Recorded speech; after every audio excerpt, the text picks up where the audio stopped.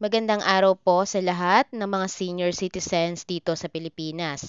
Good news po dahil ililipat na sa opisina ng NCSC ang pamamahala ng mga benepisyo para sa mga senior citizen mula po sa DSWD. Mayroon na pong inilaan na 5-year action plan para sa ating mga senior citizen.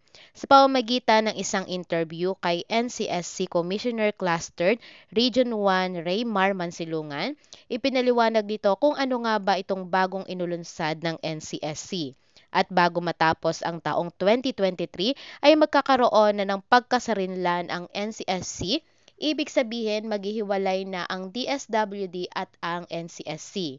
Hindi na po under ng DSWD ang mga benepisyo ng mga senior citizen dahil malilipat na po ito sa ahensya ng NCSC.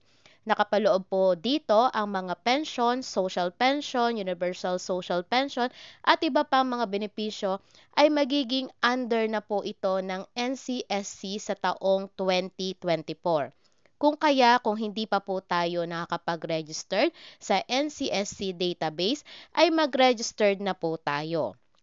For tutorial videos, paano po mag-register, ilalagay ko po dyan sa description box at ilalagay ko din po ang kanilang link, yung kanila pong official website na kung saan po tayo ay magre-register through online kung hindi pa po tayo nakakapag-rehistro.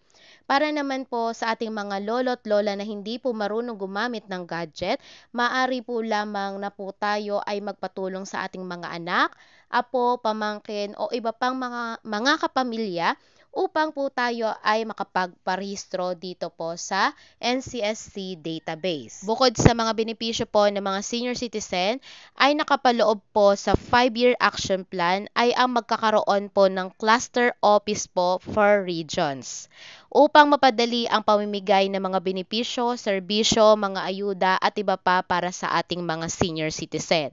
At isa pa sa mga nakapaloob po sa 5-year action plan ay magkakaroon po ng elderly week kung saan para maipakita po ang mga naiambag ng ating mga senior citizen dito po sa ating bansa.